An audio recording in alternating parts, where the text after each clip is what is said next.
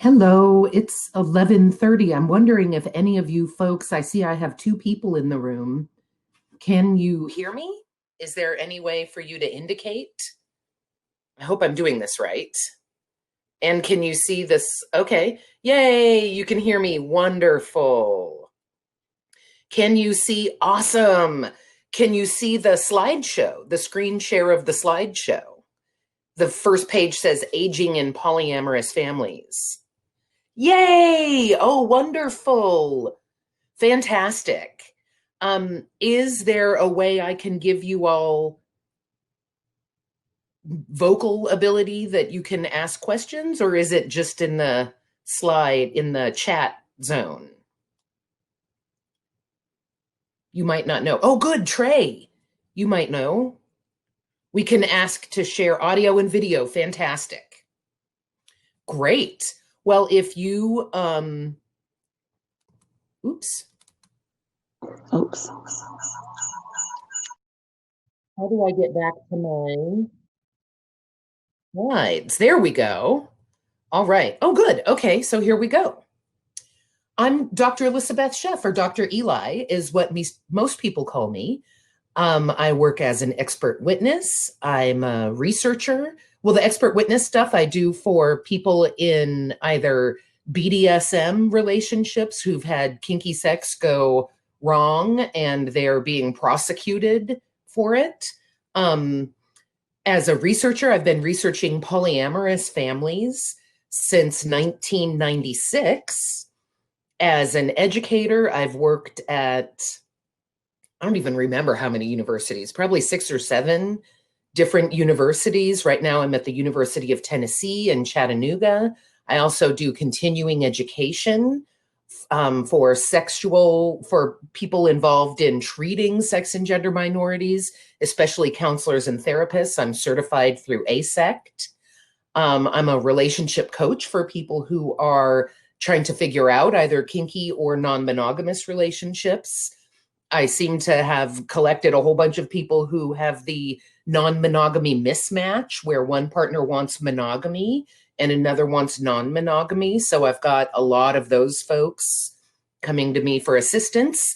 And then I do publication consulting for people who are trying to either write books or turn their master's thesis into a peer-reviewed journal article, or take chapters of their dissertation and turn them into peer-reviewed journal articles. So that's my background. Here you can see the 4 books I've published so far. The Polyamorous Next Door is my first book that reports on the first 15 years of my longitudinal study.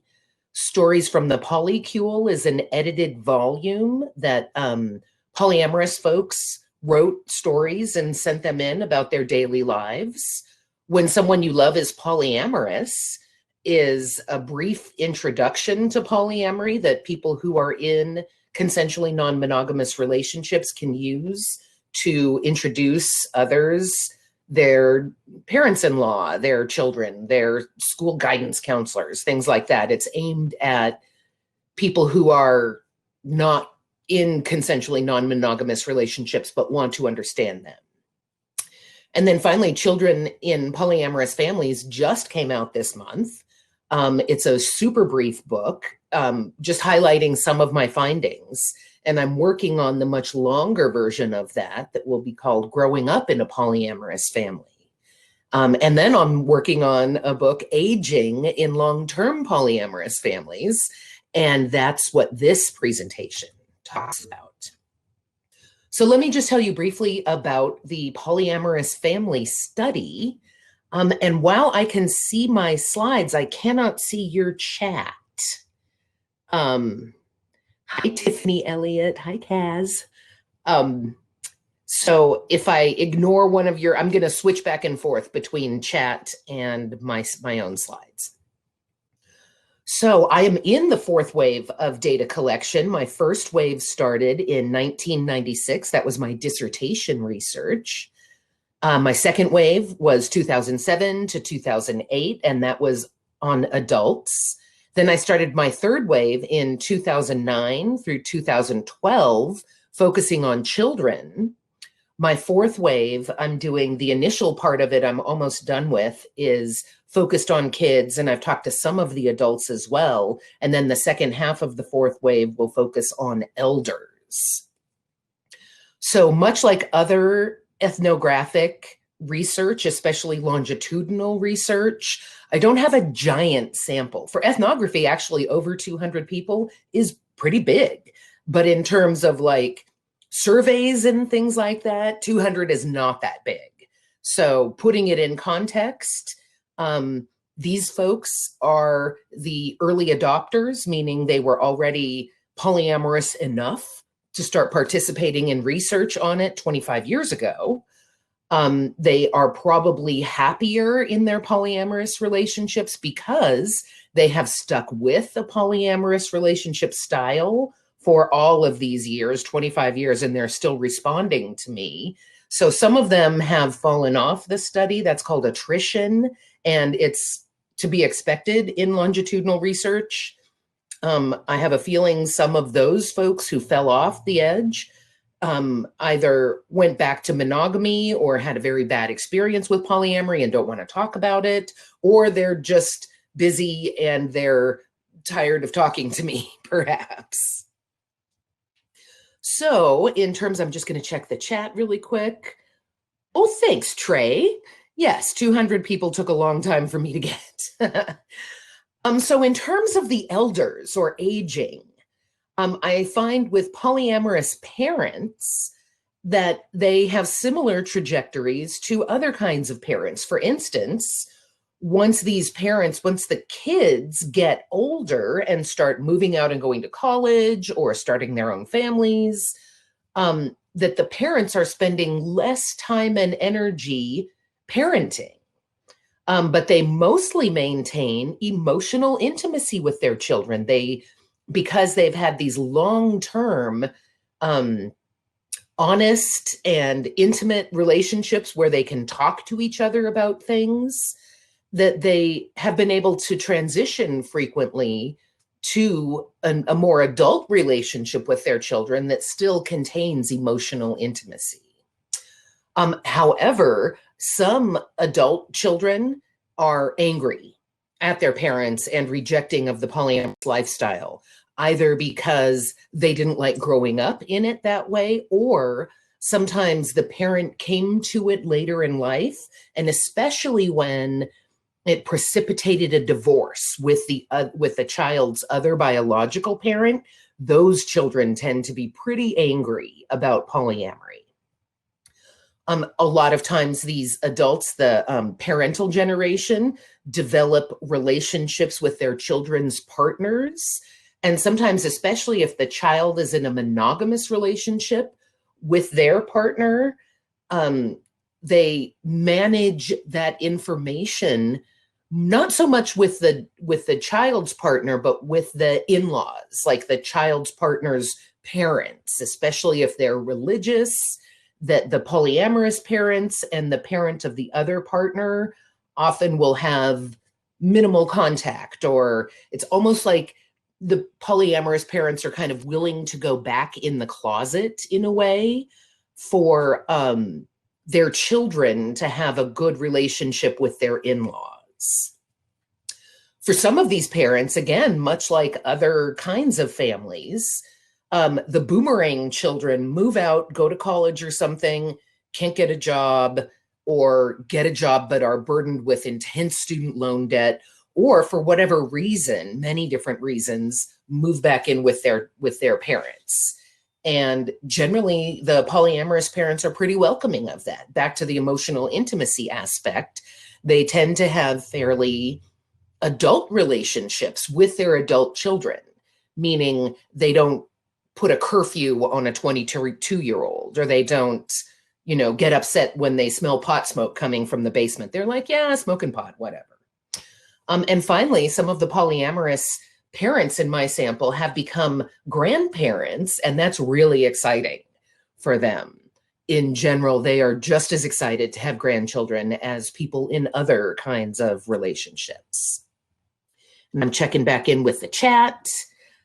Trey says, I find it interesting that children whose parents divorced I'm betting that children of divorce in monogamous marriages don't blame monogamy for the divorce. Monogamy is the norm. Exactly. Or sometimes if someone cheats, the children will blame that. Absolutely. Good point, Trey. Oh, wait, Trey had something else to say. Has there been any research on divorce and polyamory?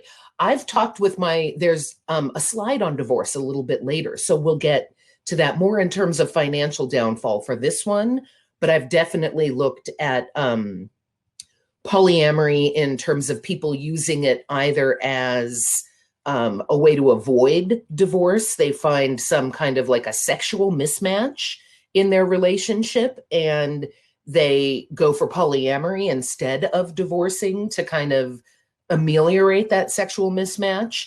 Sometimes people in polyamorous relationships, if they are married and then they get in, especially a non-hierarchical polyamorous relationship where everyone is on kind of equal footing, they will divorce their legally married partner, but stay together and not dissolve the relationship, but more kind of take away the hierarchy of these two are married and this other partner is down here because they can't be married to these two. So I've definitely seen that happen. And then also divorce can affect people in polyamorous relationships very similarly to the way that it affects other families, in that generally one person's, the highest earning person, their standard of living goes up, and the lowest earning person, their standard of living goes down, where it used to be kind of mixed finances leveled that playing field. Once they divorce, there's much more of an economic disparity again at that point. In terms of community, much of the polyamorous community in the United States and worldwide happens online. A lot of community organizing, a lot of community events, especially during COVID, and just a lot of like finding out where are things happening and who's going and connecting with others. And so for some elders, online community is incredibly appealing because they don't have to leave their house. For others, they really don't like it. They feel like it's awkward and uncomfortable to try to talk to people or get to know people online. Also, meetings in person sometimes are also less appealing to elders. For one thing, they've heard the Poly 101 600 times. They're tired of it. They don't want to talk about Poly 101 anymore. They're ready to talk about other things. Another thing, a lot of the meetings happen at night. And as people get older, it becomes more difficult to see when driving, especially at night. So the idea of driving at night to like a meeting that starts at 7 and ends at 10 is less appealing when these folks really don't want to drive in the dark. Sometimes health issues will prohibit people from going to meetings. Either they are on, for instance, chemotherapy can wreck your immune system. So the idea of being exposed to other people in a room, with their germs breathing the same air is difficult for some of these folks. Also, the meetings are not always physically accessible to people who use mobility assistance. And so that limited mobility can mean that they can't even get in the room. And then for some people, several people mentioned this, that if they have fragrance or chemical sensitivities, the idea of going to a meeting where other people are wearing scented lotion or perfume or scented hair products or whatever, that the chemical smells in the room can make them physically sick, actually. Some elders feel that their opinion is not valid. Or is not valued. I'm sorry, that other people don't listen to them. Kind of like, okay, boomer, whatever, and kind of dismiss them. Or others feel like they've made a lot of contributions to the polyamorous community over decades, and that the new people coming in don't recognize those contributions and all the hard work it took these kind of early adopters to create networks of support and things like that, that younger people coming in don't even see that. That's completely invisible to them. And don't, more importantly, even for these folks, the elders don't value that. And so they get really, the elder folks get bummed out that they're like, here, you thought you invented this, you 22-year-old. We've been working on this for 40 years, you know. So I touched a little bit on health, but for some folks, health issues means it takes away time and ability to be in multiple relationships at the same time.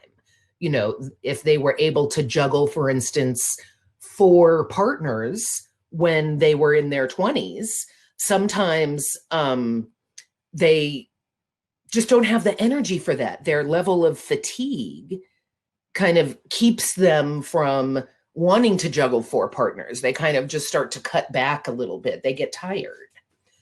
Also, sometimes increasing illness. More than one of my elder respondents had significant health problems, either were on chemo or were on dialysis or needed surgery, things like that. And that can really take attention away from wanting to date or being available to date.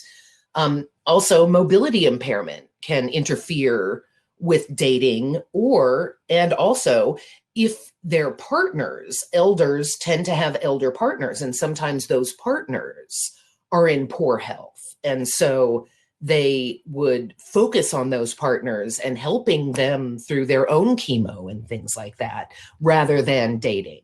And so that's both a downside and an upside. It keeps them from dating, but at the same time, if one of them is sick and they've got multiple partners, then there's 3 people focused on the sick person, and somebody can take them to the doctor, and somebody else can clean the house, and somebody else can make the food. And it's easier when the caretaker has more support. And there's multiple caretakers, can end up being really beneficial. Kaz asks, is there any mention of avoidance of meetings due to financial hardship? For some, definitely the financial hardship. And I've got a whole slide on financial difficulties a little bit later. They did mention, some of them mentioned hearing difficulties also. And Ms. K asks about data on mental health and polyamory. There's a lot of that coming out right now. I've got to give a shout out to Dr. Amy Moores, Dr. Heath Scheckinger, and Dr. Terry Conley. Those 3 are fantastic. And they've been pumping out the research. There's some amazing research on mental health around polyamory, definitely. In terms of my own study, I have found that people in terms of mental health, people in polyamorous relationships seem to be predisposed towards therapy. It's not difficult to get them to go to therapy. They tend to have a fairly high value on therapy and seeking mental health assistance. And at the same time, they also have a difficult time, depending on where they're living, finding a therapist who can appropriately treat someone in a polyamorous relationship and either not get all freaked out about the sex and be like, all right, you got to stop this cheating or we can't address anything else, or they get just obsessed with the polyamory and they can't focus on anything else because they're so focused on the polyamory. It's like they can't think about anything else. Or they're just so titillated that they want the polyamorous client to teach them about polyamory. So how does the sex work? And how do you do this? And how do you do that? So the client ends up paying the therapist to educate them. And luckily, that is decreasing to some extent as more education is available for counselors and therapists. But there's a strong thread within marriage and family counseling specifically that says any sex outside of the marital dyad or the two people who are married is going to fuck up your relationship. Don't do it. And they learn that in graduate school, and it's hard to unlearn that, especially because the society that is in the United States, especially, we've got a strong streak of sex negativity in our culture that, you know, sex is bad and dirty and evil. And if you want to have sex for fun, you're messed up, you know, overlooking the fact that, like, most people have sex for fun, but somehow if you want to do it with more than one person for fun, oh, big trouble. So it can be kind of difficult. They tend to be predisposed towards looking for therapy, and at the same time have a hard time finding appropriate therapy that actually helps and doesn't sometimes make things worse, shame them, or they spend all their time and money educating their therapist. And a lot of poly people are sick of that, sick to death of that. In terms of finances, some of the polyamorous folks are doing quite well, especially if they are all employed, they have multiple incomes coming into the same household. That can be really advantageous. However, many of the people in my survey specifically, or my ethnographic research specifically, got just plowed by the economic recession around 2008. It was, you know, like a huge recession, 2007 to 2012. And it took some people so far down that over 10 years later, they are still climbing out of the hole they were in. They took such an economic hit that they're still trying to recover from that. And again, that's kind of a larger story happening. There are stagnant wages, increasing expenses, housing is really expensive, and wages across the country have not kept pace with that. So finances, you know, a lot of these folks started out as like middle or upper middle class, and a lot of them have dropped to maybe not, you know, poor or working class, but they're struggling. Like some of them have had to sell their houses. Some of them had houses foreclosed on during the foreclosure crisis and are still trying to deal with the fallout from that. And then I talked a little bit about how divorce propels some into financial hardship, which is, again, common for divorces of all kinds, not just polyamorous divorces, but we see that in all of the divorce literature, that whoever has either more experience taking care of kids or less paid work experience, those folks tend to drop significantly in financial status. And the paid worker, once they're not taking care of the children as much, their financial status goes way up. In terms of interacting with institutions, Kaz says the large economic hit. Is there a correlation between polyamorous people and self-employment in my study? That is very interesting. What a good question, Kaz. I would need to look at the data, but I would say for some people, yes. And a lot of people worked in IT or academia or healthcare are the big three, I would say. And especially for the IT people, that kind of employment is feast and famine, not just for poly folks, but for everybody. IT can either be completely fantastic or you're laid off with everyone else. You know, your internet startup tanks. So, and in terms of the healthcare, a lot of them are counselors and therapists. And that, you know, can be, if people are desperately broke, they might really need counseling and therapy, but they might not be able to afford it. So your question about self-employment is such a good one, Kaz. I wish I had more. Now I want to go back and look at my data and see. Trey, moderator, I see I have one request in the queue. Does that mean someone can't get into the room? I don't know how to address that. Could you see if someone is stuck outside and let them in, possibly? So back to interacting with institutions. As people age, it's very common that they want to move into some kind of assisted living facility or some kind of retirement community. And we've seen some discrimination against people who are openly polyamorous, and then the assisted living managers or something find out about them and won't let them move in. They're like, oh no, you'll be bothering the other residents. And the irony of that is that one who was, and I have his permission to use his name, I checked with him specifically, Dr. Ken Haslam, who has been a polyamorous activist for decades. He's got the Haslam Library at the Kinsey Institute, the Haslam collection on polyamory. So his name is out there. It's not that hard to figure out that he's connected to polyamory activism. And two different places turned him away until finally the third one, they applied under his partner's name. And all of this concern about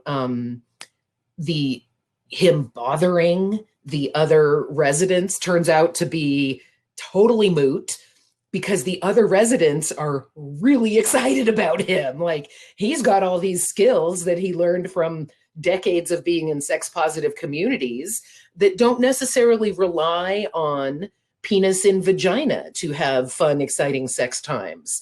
So sometimes as people get older, penis and vagina doesn't really work that well anymore. And he ends up having all these other skills that these, especially the women in the community, are like, Ken, you're awesome. And they come and they can play with him and have fun with him. And then the fact that he doesn't expect them to do all these kind of wifely things, like manage his medications and do his laundry and cook for him. And they're like, you mean I can just come and we can have fun and then I can go away and I don't have to take care of you? I don't have to manage your life. These older women are thrilled for that. It's delightful. Totally loves that.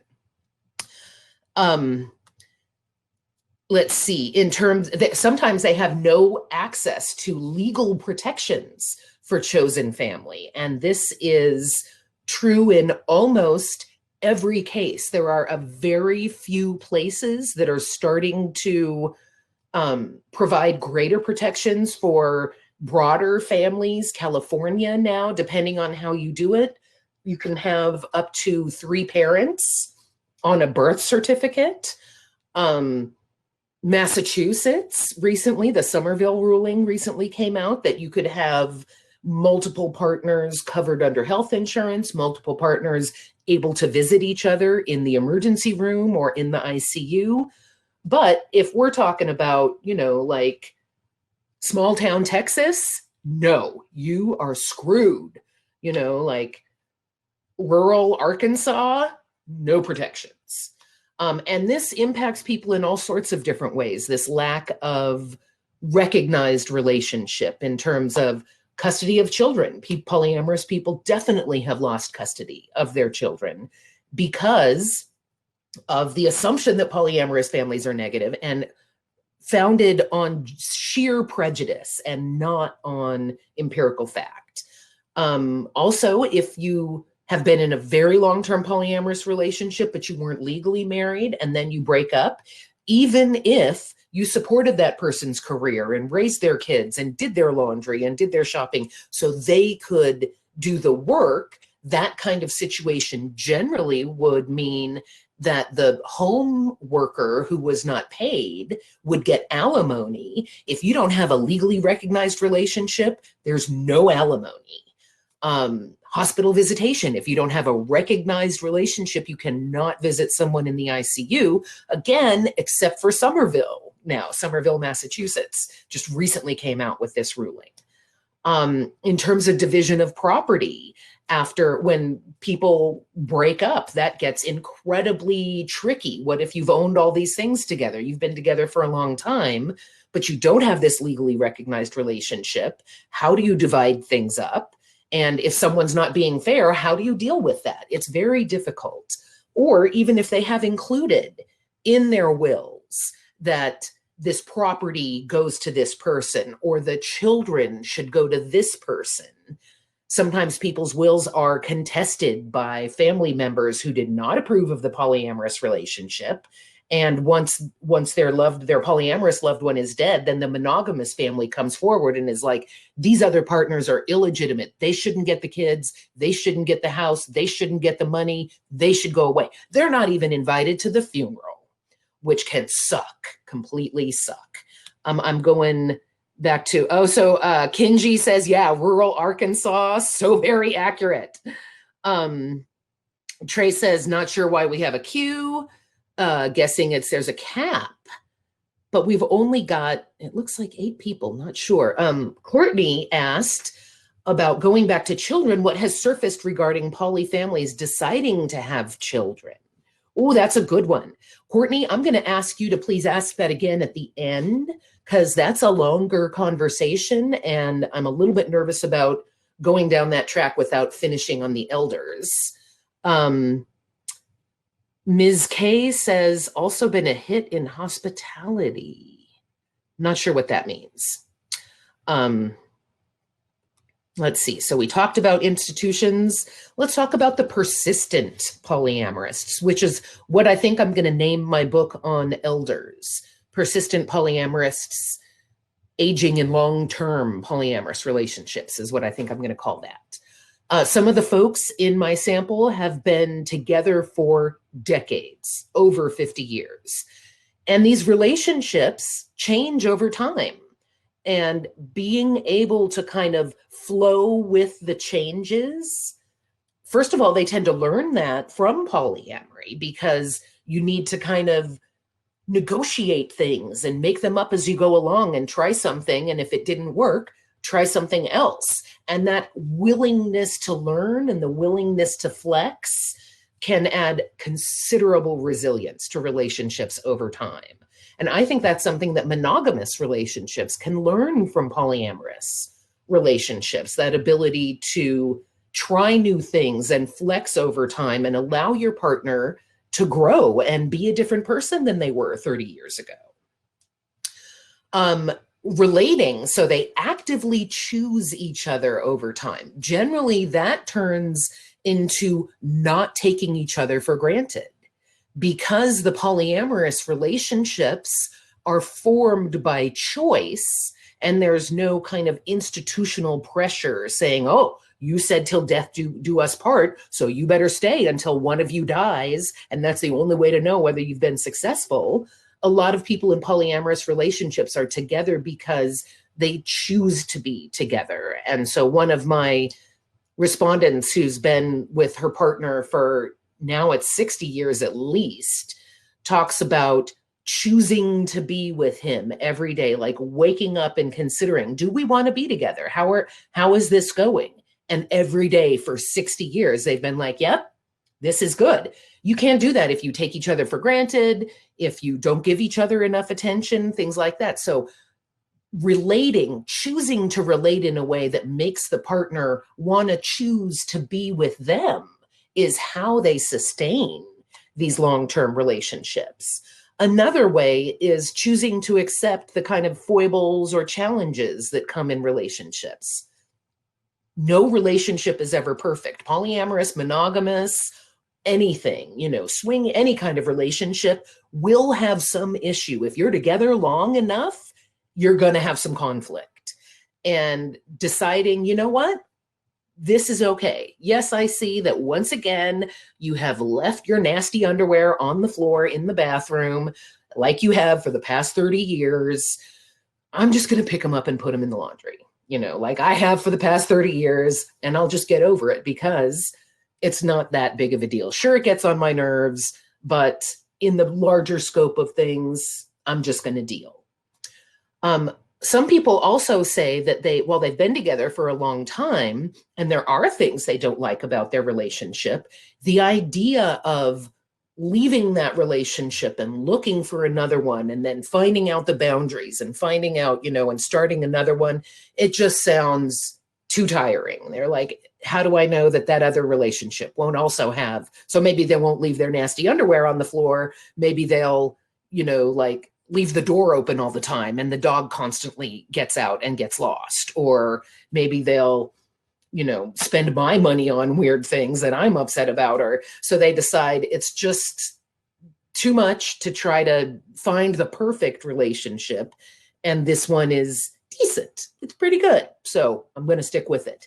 And that, I think, is also, again, very similar to people in monogamous relationships that aren't perfect, who last for decades. They're like, yeah, we have some problems, but they're not that bad. People whose problems are acute do tend to leave, but manageable problems, manageable relationship issues, it's just real life. It's regular life, and they deal with it. Also, the connection beyond the sexuality ends up being incredibly important. Again, like other kinds of relationships, if the only thing keeping you together is the incredibly fantastic sex you have, then what happens when someone doesn't want to have as much sex, or someone has erectile dysfunction, which happens to so many people, or someone's sexual tastes change or something? If sex is the only thing, then it's hard to maintain a long-term polyamorous or monogamous relationship. So this idea of having sex be a part of the relationship, but not the only thing, is common in long-term relationships and especially useful in polyamory. And then the idea that their relationships can change, that they can come and go, that they can change form. Sometimes people will have a sexual relationship for 20 years and then take 10 or 15 years off of having sex and still maintain contact, and then reconnect again sexually later. And that fluidity ends up in the flexibility and the ability to be like, okay, what works for us now? We don't have to follow this one tiny script that squishes us into this small box. We can do all sorts of different things, including not having sex, and then maybe having sex again, or maybe not. That flexibility gives these polyamorous folks significant resilience. And I'm just going to check back in. There we go. Okay, no more questions right now. Poly no more. Sometimes these long-term folks in polyamorous relationships decide that they're just not doing polyamory anymore. For some of them, it's not like they decide, that's it, we're done, no more polyamory. They're like, it turns out that we haven't dated anyone else in the past 10 years or something. They just kind of accidentally fall into a more monogamish relationship, and they might be open to other partners. It's not like they cut things off severely, but they just, as they get older, they stop dating as much, and they're just maybe not into it as much, and that they probably won't be putting that much effort into dating. Other respondents, as they get much older, they talk about just losing the desire to have sex at all.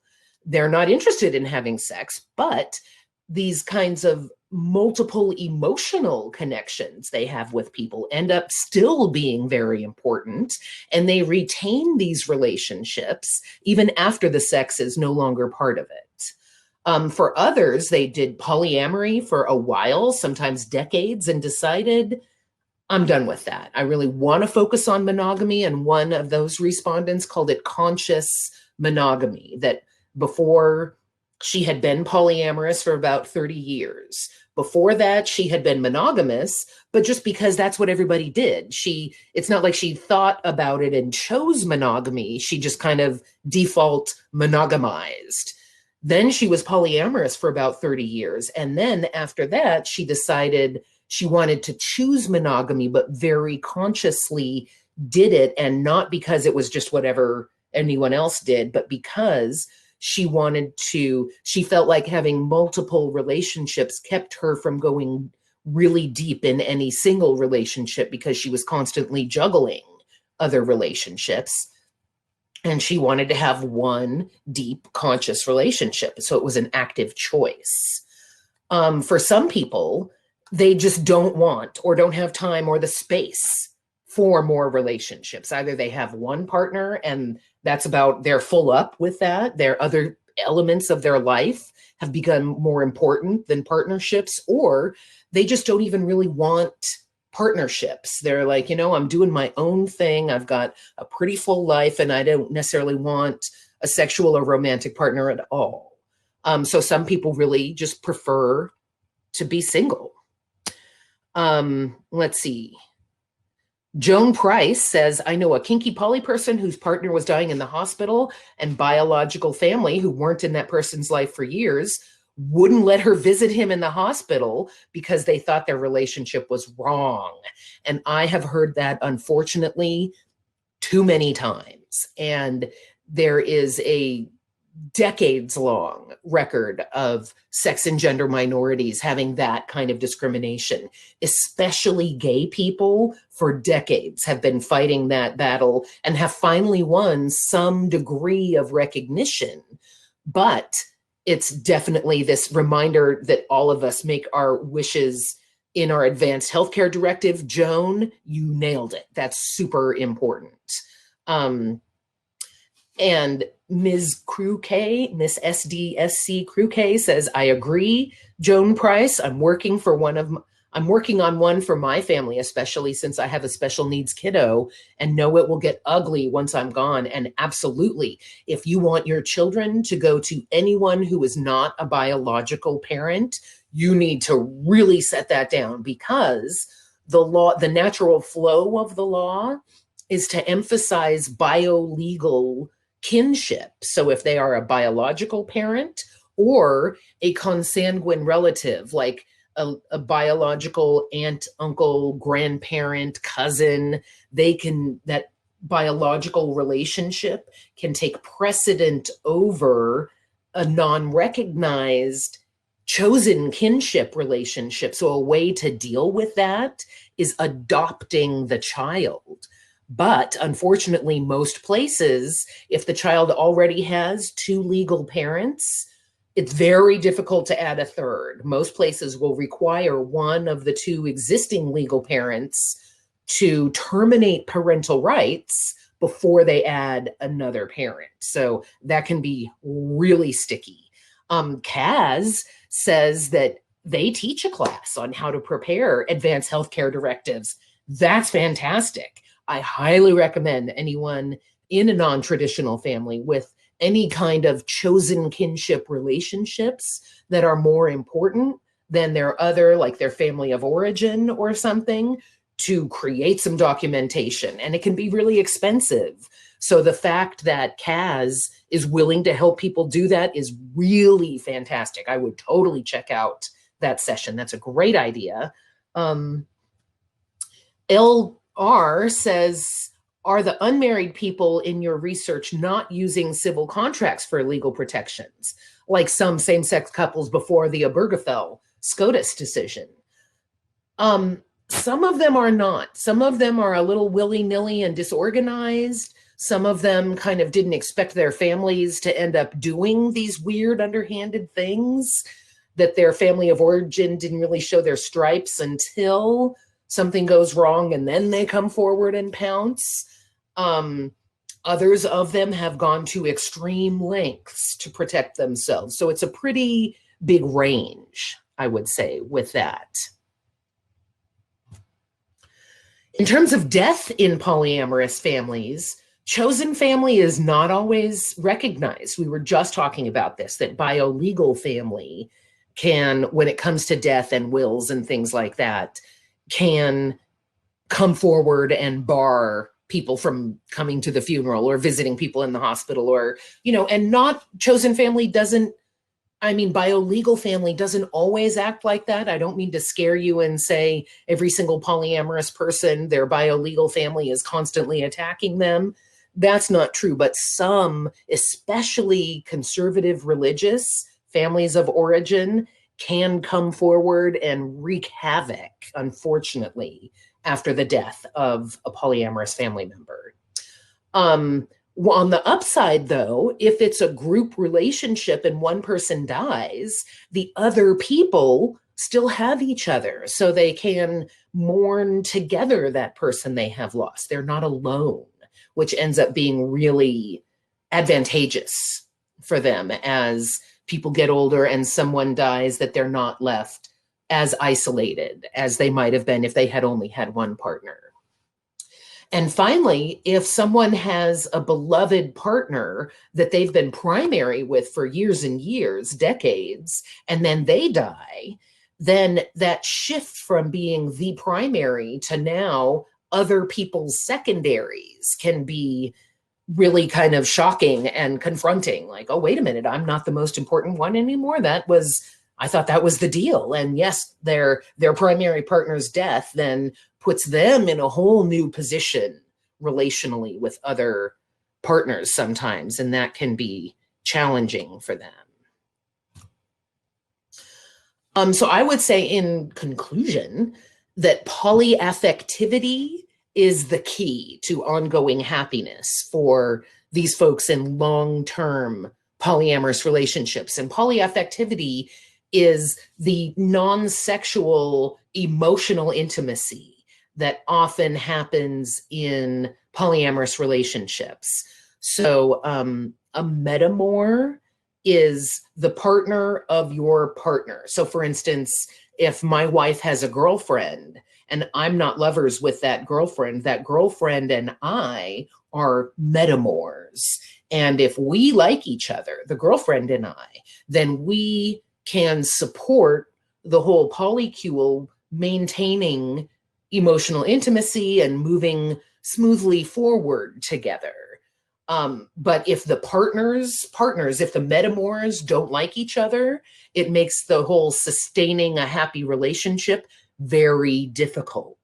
So it's not only on the level of metamors, but partners who used to be sexual partners together and no longer have sex anymore can have these very strong emotional ties that keeps their relationship together, and the sex is just not really that important. So that importance of friendship, which a lot of times in this society, we use the phrase just friends as if it's, oh, friendship's not that important, but romantic partnership, that's the real important thing. And for the polyamorous folks, they do value romantic partnership. I'm not saying they don't, but friendship is not just. Friendship is also a crucial relationship worth putting time and effort into and worth putting attention to and worth, dealing with conflict with friends. If you have some kind of conflict, instead of just being like, well, screw you, I'm not your friend anymore, the idea that, I want to maintain this relationship. I'm going to put effort into resolving this conflict or meeting your friendship needs, things like that. So that level of flexibility I've spoken of several different times adds resilience to these relationships, lets them last for decades because they can flex as people change and grow. And again, the sexuality ends up really not being that important as people age, especially. So now let's see if you have questions or comments. Nobody's typing right now, so maybe I'm just going to say a little bit of what I'm up to and then check for more questions and comments. Right now, I'm co-editing a series of books on gender, sexuality, and relationship diversity from an intersectional angle, and working with Dr. Richard Sprott, whose name some of you may recognize. He and I are co-editing with Roman and Littlefield, and we have an ongoing rolling submissions. And so far, we've gotten some really amazing books and that will be coming out in the future. And we're still accepting submissions. So if you or anyone you know is writing a book, we would love to hear about it. My new book on children in polyamorous families, I told you about. I'm writing The Growing Up Poly and the Aging in Polyamorous Families. I'm working with a team producing an app that can look at and provide like a little quiz for people to take to see what kind of relationship style, solo, one-to-one, one-to-many, or many-to-many, and under those larger categories, what subcategories might work for them. And there's a link to my website. So let's go back to going back to the children. Good. Thank you, Courtney. What has surfaced regarding polyfamilies deciding to have children? I've only seen things about married couples who still have normative scripts to use. What if no one is married? That's pretty common, actually, either in a polycule of multiple people that get together and raise the child together. Even if they're not legally married, they might have some other form of commitment in terms of a long-term relationship. So sometimes that takes the form of fluid bonding, meaning they will, especially if you're trying to get somebody pregnant, there has to be some kind of fluid transfer, unless it's turkey baster or intrautero insemination or something like that. So fluid bonding is deciding that this group of people, they've either gotten tested for sexually transmitted infections and no one has them, or they've already gotten them from each other, or it's not that big of a deal. They've used penicillin or whatever. So that group of people has barrier-free sexuality, and that they use condoms and other barriers with other people. Sometimes they use hand fasting, which is a pagan ritual of tying hands together in a ceremonial way for often, now people often just do it for a few hours or maybe up to 24. It used to be, I guess, in the old days, a week that people would have their hands tied together as hand fasted, in a way to kind of not only bond, but also get the idea that too much togetherness makes it difficult to lead your life, and that having both togetherness and separateness is good. Some solo polyamorists don't want a primary partner, and if they have a child, they tend to put their primary emphasis on the child rather than a partnership in which that child is raised. And I don't mean sexually. I mean that they will prioritize that child's needs over other relationships. They will prioritize time with the child over a romantic relationship, so that all romantic relationships are secondary to the child. And again, that's very similar to divorced parents or single parents who are like, my kid is the most important thing and dating is a far second. Ms. SDSC Crew K says, have I looked at race and poly in my research? And I have, to some extent. I have looked at why is it so white? And I've come to the conclusion that especially among these early adopters, I started my research in 1996. So that's why I'm calling them early adopters. Those were the folks who felt safe enough to participate in research. So they tended to be, not all of them, but the majority white, middle class, English speaking citizens of the United States. And that people, for instance, whose immigration status or citizenship status is unclear, or they might be here illegally, are often reluctant to participate in anything that might out them or draw attention to them. Or people of color, Black, Indigenous, or other people of color, sometimes are nervous about drawing negative attention, or drawing any attention because it might be more negative for them. So I've come to the conclusion, why so white? Because racial privilege, white privilege, protects white people from some of the negative potential impacts of any kind of diversity. So if you are a white, cisgendered, middle-class person, you're mainstream enough that if you do something non-mainstream, you've still got all these other cultural protections and privileges to kind of buffer the impact of doing non-mainstream things. Whereas if you are poor or working class, then you maybe can't afford to hire a lawyer. If you're a person of color, then not only are you concerned about your family of origin, for instance, not understanding you. One of my Black respondents said that she would never tell her family because they thought that was some crazy white person shit.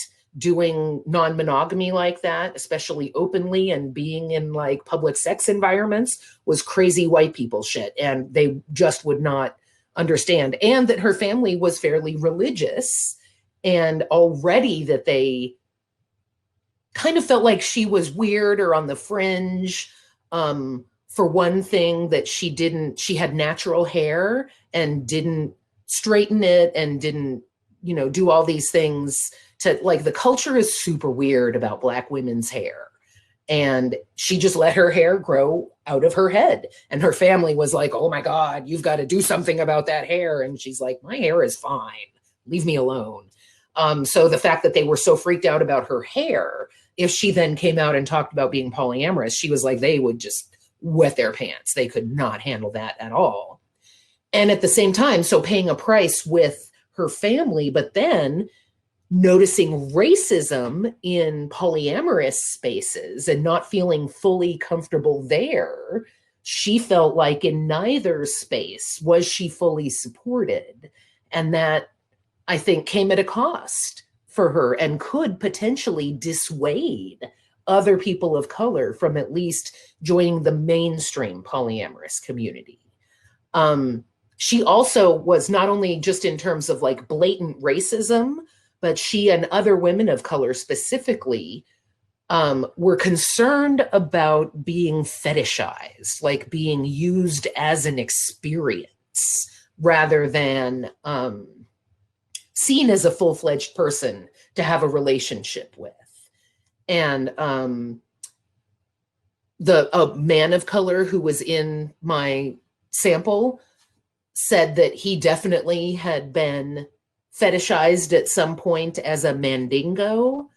And he, as a kinky person too, kind of enjoyed the fetish. And I think it didn't bother him as much because it was more consensual. He was participating in the fetishization. And that, I think, makes a huge difference, whether someone is agreeing to, all right, let's all be involved in this objectification, versus someone who has not agreed to be objectified. Others are fetishizing them. That feels disgusting. They really did not like that. So I would say that the polyamorous community, especially within the last 10 years, has become much more diverse. The leadership has become much more diverse. The ease of, I would say, especially because of Meetup, it's an app or a website or something like that where you can find other people to connect with around polyamory or all sorts of different things in a local area. When I started studying this in 1996, people had to, for instance, fly to California and then rent a car to drive up to Harbin Hot Springs to attend a weekend workshop with Loving More that in itself would cost easily $300, and then add in the car and the plane fare. So, that's a pretty high threshold for entry, especially if you're not really sure what's going to go on. Do you want to spend $1,000 and then end up objectified and freaked out by the weirdness, being the only person of color in a room of white people with no clothes on? Maybe you're like, oh, I don't think so. Whereas if it's a meetup and it's right around the corner and all you need to do is buy a cup of coffee and it's a 2-hour commitment, that the threshold is so much lower. Holy cow, we are almost out of time. Kaz says, interested in data you might have on disability and specific types of non-monogamous relationships self-identified disabled people might be participating in or desired in. Do people with disabilities have relationships with other people with disabilities? Boy, that is such a good question. I don't know if I can answer it in 1 minute. Um, I would say not necessarily. I would say people with disabilities in my sample can have a range of relationships, and it's not necessarily that they're only partnering with other people with disabilities. I've definitely found, darn it, we're out of time. It's 12:30 and there's someone else who needs this room now. I sure appreciate you coming. If you do have more questions, please don't hesitate to email me or check out my website. You can also find a lot of this on Psychology Today. I blog under the Polyamorous Next Door, the name of my first book. So thank you all for coming. Thank you so much. This was great. Thanks. I'm going to jump into other people's sessions now.